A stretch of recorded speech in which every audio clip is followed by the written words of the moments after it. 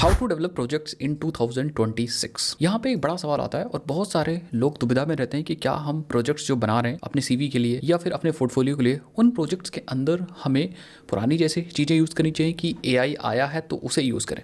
सबसे पहले आप 2026 में भाई, और एआई आजकल बहुत ज़्यादा बूम कर रहा है, तो मेक श्योर कि आप एआई यूज़ करो अपने प्रोजेक्ट्स के अंदर। आप जो मॉडल्स देखते हो उन मॉडल्स का इस्तेमाल करो अपने काम को आसान करने के लिए। अपने काम को आसान करने का मतलब है प्रोजेक्ट्स में जो काम यूज़र यूज़ करेगा आपके प्रोजेक्ट को, वो कितने आसानी से कर सकता है। तो एआई का यूज़ करके आप कैसे अपने प्रोजेक्ट्स की एफिशिएंसी बढ़ा सकते हो सो दैट यूज़र को कम मेहनत करनी पड़े। हम लोग इस वीडियो के अंदर बात करते हैं कि यार अगर आप प्रोजेक्ट्स बना रहे हो 2026 के अंदर, तो आप कैसे थोड़ा सा इम्पैक्टफुल प्रोजेक्ट बना सको, और आपको क्या क्या चीज़ें समझनी चाहिए, क्या किन किन चीज़ों पे ध्यान देना चाहिए, और कैसे एआई को यूज़ कर सकते हो अपने प्रोजेक्ट्स के अंदर सो दैट आपके सीवी के अंदर जो प्रोजेक्ट्स हो, आप जो पोर्टफोलियो में प्रोजेक्ट्स ऐड कर रहे हो, वो ज़्यादा इम्पैक्टफुल हो और चांसेस बढ़ जाए कि जो इंटरव्यूअर है या जो एचआर है वो आपके सीवी को सेलेक्ट करे और आपको मौका मिले इंटरव्यू देने का। और अगर आप फ्रीलांस वगैरह करना चाह रहे हो तो वहाँ भी अपने प्रोजेक्ट्स को अगर अपने पोर्टफोलियो में शो करते हो तो आपको 100% चांस हो जाएगा कि भाई प्रोजेक्ट्स आपको मिल ही जाए। आपको कैसे करना है इस वीडियो के अंदर हम लोग देखते हैं। एंड आपको क्या करना है, बस वीडियो को लाइक करना है। इस वीडियो का लाइक रखते हैं 1000 लाइक। चलो भाई वीडियो को स्टार्ट करते हैं। सबसे पहले हम लोग क्या करते हैं, एक बार नज़र डालते हैं कि आप ट्रेडिशनल ऐप्स कैसे बनाते थे, कौन कौन से फीचर ऐड करते थे। एक बार हम लोग नज़र डालते हैं, फिर आपको और अच्छे से चीज़ें समझ में आएंगी। हमारे पास यहाँ पे मान लो एक ट्रेडिशनल ई कॉमर्स एप्लीकेशन है, एंड हम जब अपना ई कॉमर्स एप्लीकेशन पहले बनाते थे तो उसके अंदर हम लोग फीचर्स जैसे डालते थे, हम सर्च का एक फीचर डाल रहे हैं। मान लो एक एग्जांपल, हम वहाँ पे यूज़ करें keyword based search. That means कोई कीवर्ड डालता था, फिर उस कीवर्ड को हम लोग क्वेरी बना के डेटाबेस के अंदर सर्च करते थे। सेम हम सपोर्ट सिस्टम बनाते थे, एंड सपोर्ट में कोई क्वेश्चन आंसर, बेसिकली सपोर्ट के अंदर कोई क्वेश्चन आंसर या फिर कोई नॉर्मल सपोर्ट सिस्टम भी, तो वहाँ पे चीज़ें स्टैटिकली हम लोग हार्ड कोड कर देते थे। तो जैसे कोई फ्रीक्वेंटली आस्क्ड क्वेश्चन आंसर है वो हम पहले से हार्ड कोड कर देते थे, तो उसी क्वेश्चंस में से आंसर दिया जाता था। रिकमेंडेशन सिस्टम्स बनाते थे तो वहाँ भी जो लॉजिक्स होते थे हार्ड कोडेड होते थे। इसका मतलब या तो आपके पास 2-3 चीज़ें होती थी, या तो डेटाबेस के अंदर डेटा रखा हुआ है वहाँ से डेटा उठा लेते थे, और या तो हम अपना खुद का लॉजिक लिखते थे, वो हार्ड कोडेड लॉजिक होता था, एंड उसी हार्ड कोडेड लॉजिक एग्जीक्यूट होता था, एंड वही हार्ड कोडेड लॉजिक हमें आउटपुट देता था, और वही आउटपुट हम लोग रेस्पॉन्स में दे देते थे। अब ऐसे करके हम पूरा एप्लीकेशन बना देते थे, सारा पूरा एप्लीकेशन बना देते थे, और लोग उसे यूज़ भी करते थे क्योंकि इतना इंटेलिजेंट टेक्नोलॉजी हमारे पास नहीं थी। लेकिन जो बड़े बड़े कंपनियाँ थी वो मशीन लर्निंग का मॉडल ट्रेन करके काम करते थे। ऐसा नहीं था कि हमेशा रिकमेंडेशन सिस्टम्स हार्ड कोडेड ही होते थे, बट हाँ, धीरे धीरे जैसे जैसे हम लोग आगे बढ़ते गए हमारी टेक्नोलॉजीज और इंटेलिजेंट होती गई। तो सेम यहाँ भी हमारा वही लॉजिक चलता था कि हम हार्ड कोडेड लॉजिक करते थे, चीज़ें करते थे, एंड हम डेटाबेस से डेटा निकाल कर देते थे, फिर भी हम काफ़ी अच्छा और तगड़ा एप्लीकेशंस बना सकते थे। नाउ अब 2026 एआई, आगे भी फ्यूचर में भी आपको एआई यूज़ करना है, लेकिन मेरी रिकमेंडेशन ये है कि अब एआई की हेल्प से हम इसी एप्लीकेशन को एक अलग इंटेलिजेंट प्रोवाइड करा सकते हैं। और इंटेलिजेंट कैसे प्रोवाइड करा सकते हैं, एक एक करके हम लोग बात करते हैं। और same application, e commerce application कैसे एक इम्पैक्टफुल प्रोजेक्ट आपके लिए बन सकता है। तो आपको क्या करना है, सेम एप्लीकेशन बनाना है, चीज़ें तो बनानी है सेम ऐसे ही, जैसे फीचर वही होंगे, बट अब यूज़ करने का तरीका अलग होगा। मतलब अब यहाँ पे हमारा एप्लीकेशन और इंटेलिजेंट होगा। तो अब जो एंड यूज़र होगा, जो हमारे एप्लीकेशन को गाइस यूज़ कर रहा होगा, उसके पास और भी ऑप्शंस होंगे, और भी फीचर होंगे, और भी तगड़े तरीके से हमारे एप्लीकेशन यूज़ कर सकेगा। जैसे मैं आपको बताता हूँ, सेम अब हम अपने ट्रेडिशनल ऐप को बोलेंगे हमारा मॉडर्न एआई पावर्ड ऐप। एक ई कॉमर्स का एप्लीकेशन होगा, फिर वो चाहे आप माई बास्केट बना रहे हो, माई स्मार्ट टी शर्ट स्टोर बना रहे हो, कुछ भी बना रहे हो, लेकिन अभी जो चीज़ें होंगी उसमें हम एआई का यूज़ करके कुछ ऐसे फीचर्स डालेंगे जो और फंक्शनैलिटी को इम्प्रूव कर रहे होंगे और यूज़र एक्सपीरियंस को भी बेहतर बना रहे होंगे। और ये तो सिर्फ एक एग्जांपल है, आप चाहो तो आप बहुत सारी चीज़ें अपना दिमाग लगा के बहुत सारे मॉड्यूल्स ऐड कर सकते हो एआई से रिलेटेड। जैसे फॉर एग्जांपल बात करते हैं नेचुरल लैंग्वेज प्रोसेसिंग की, तो यहाँ पे हम नेचुरल लैंग्वेज का यूज़ करके हम सर्च सिस्टम बना सकते हैं, जहाँ पे यूज़र क्या कर सकता है, चीज़ें सर्च बेस्ड नेचुरल लैंग्वेज के हिसाब से कर सकता है। जैसे अगर एंड यूज़र कहता है show me the affordable wireless headphone under 3K, तो अब इस नेचुरल लैंग्वेज को हमें प्रोसेस करना है with the help of AI. ये जो ब्रेन है हमारा, इस ब्रेन से हमें प्रोसेस करना है, ठीक है, क्योंकि हमारे पास इंटेलिजेंट है, हमारे पास मॉडल्स हैं। तो इस ब्रेन की हेल्प से हम क्या करेंगे, अब हम इस नेचुरल लैंग्वेज को समझेंगे कि यूज़र एक्चुअली कहना क्या चाह रहा है, and based on that natural language हम काम करेंगे अपना, ठीक है। कौन सा ये है, ठीक है। बेस्ड ऑन नेचुरल लैंग्वेज हम अपने प्रोडक्ट्स को सर्च करेंगे, लेकिन प्रोडक्ट को सर्च करने के लिए हमें एआई के कॉन्सेप्ट यूज़ करने पड़ेंगे। दैट मीन्स कि हमारे जितने भी प्रोडक्ट्स होंगे उनको सबसे पहले हम कन्वर्ट करेंगे एम्बेडिंग्स में, देन हम उसको वेक्टर स्टोर के अंदर स्टोर करेंगे। उसके बाद हम सेमेंटिक सर्च कर सकते हैं, जो हमें और बेहतर तरीके से, सेमेंटिक सर्च का मतलब ही होता है कि हम मीनिंगफुल सर्च करेंगे तो हमें बेहतर रिजल्ट मिलेगा, एंड हम अपने नेचुरल लैंग्वेज के सर्च को और इम्प्रूव कर सकते हैं।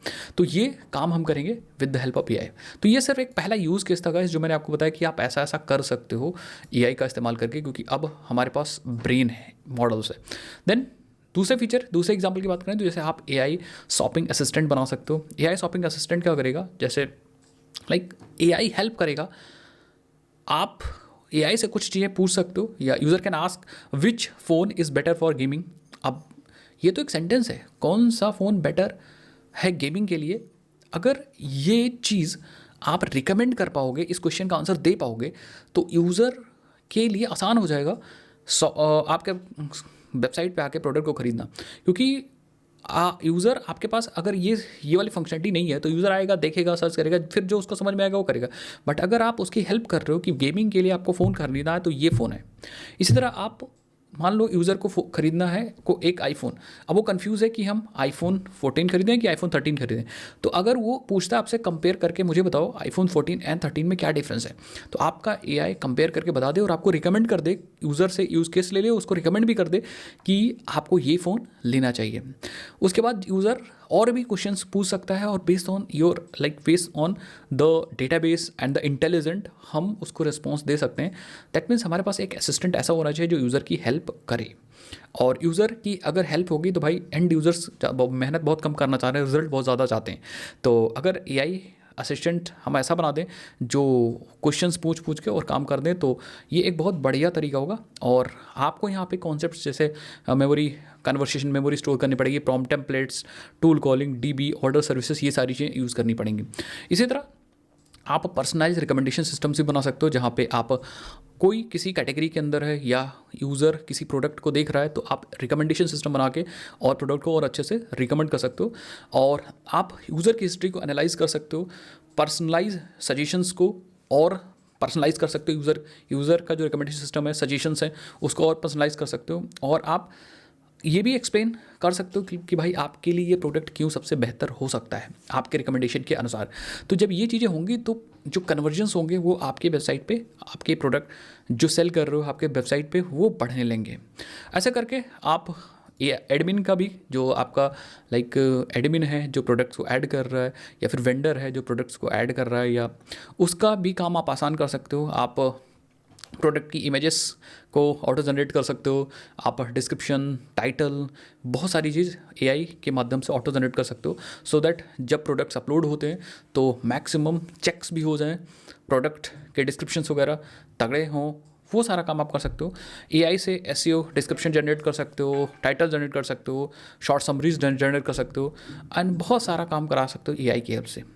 उसके बाद यहाँ पे ऑर्डर एंड सपोर्ट ऑटोमेशन है, इस चीज़ को भी ऑटोमेट कर सकते हो। आपकी जो क्वेरीज हैं, कॉमनली यूज क्वेश्चंस हैं, उनको हम वेक्टर स्टोर्स के अंदर स्टोर कर सकते हैं, वेक्टर स्टोर या वेक्टर डेटाबेस के अंदर स्टोर कर सकते हैं, एम्बेडिंग से फॉर्मेट के अंदर।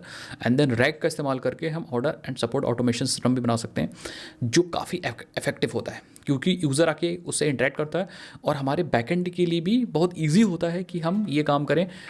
हमें कोई एक अलग यूज़र बैठाने से बढ़िया है कि हमारा जो असिस्टेंट होगा वही सारा काम करता रहेगा।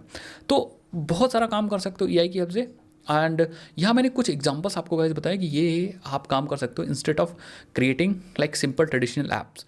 और अगर आप कुछ ऐसे मॉड्यूल्स अपने ट्रेडिशनल ऐप्स के अंदर ऐड करते हो, तो यही प्रोजेक्ट आपका बन जाता है एक मॉडर्न एआई पावर्ड ऐप। और आज के समय में अगर आप मॉडर्न एआई पावर्ड ऐप बनाते हो फुल एंड टू एंड, तो आप का जो रिज्यूमे होगा, सीवी होगा, वो ज़रूर शॉर्टलिस्ट होगा, क्योंकि आपने हट के कुछ बनाया, जो ट्रेंड है वो आपने यूज़ किया है।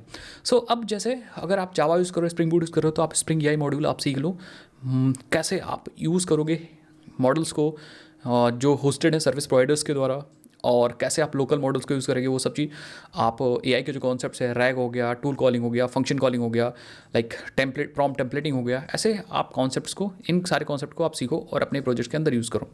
या फिर अगर आप बाकी टेक्नोलॉजीज पाइथन यूज़ कर रहे हो, जावास्क्रिप्ट यूज़ कर रहे हो, तो लैंगचैन, लैंगग्राफ यूज़ करो एंड अपने प्रोजेक्ट्स के अंदर इंटेलिजेंट लाओ।